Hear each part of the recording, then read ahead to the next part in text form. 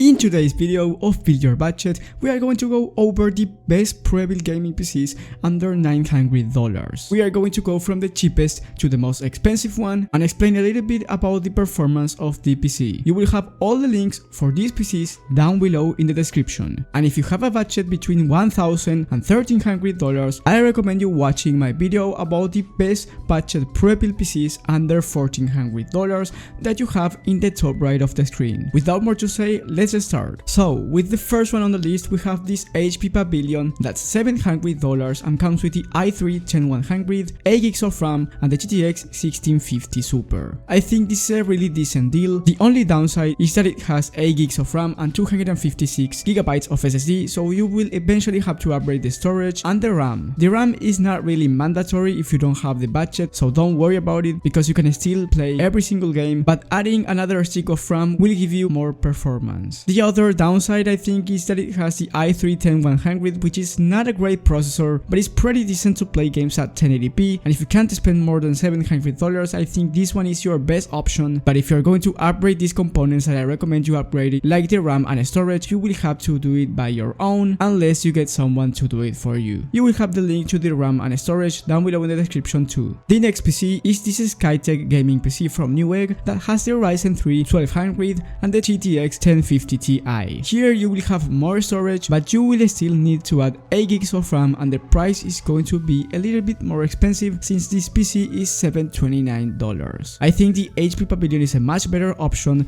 because the 1050 Ti, it's a decent GPU, but it's nowhere near the 1650 Super. Same thing happens with the CPU. The i3-10100 is not a great CPU, but still a better CPU than the Ryzen 3 1200. I don't recommend you buying this Skytech. The only thing that is better is the SSD and the airflow of the case overall, but other than that I recommend you buying the HP instead. This PC is designed to play some competitive games like Fortnite, Valorant at around 100 FPS on average in competitive settings, while the HP Pavilion that I've showed you before is going to run those games at around 140 FPS on average in competitive settings, but of course it's going to be much more stable if you add 8GB of RAM to any of these PCs. And with the best price performance PC under $900, we have another one from HP, and no, it's not the same one. It has the same case, but it has different specifications. This one has the i5-11400, which is a much better CPU than the i3-10100 for just a $99 difference. I know it might sound like a big difference for you if you're working with a tight budget, but believe me that it's worth it because you go from an i3 to the latest i5 and the CPU difference is much bigger. Another thing here that you can do is upgrade the storage and the RAM from the website, so you just click customize and buy and customize it from their website. So here you don't have to buy it from Amazon and put it by yourself, they will do it for you. The total price if you end up upgrading the RAM to 16GB and the secondary storage to 1TB of hard drive is going to be around $940. But don't worry if you can't spend $940 and you're working with a budget below $900, just upgrade the storage and the total will be around $850. You can upgrade the RAM later and it's really easy to put one stick of RAM by yourself.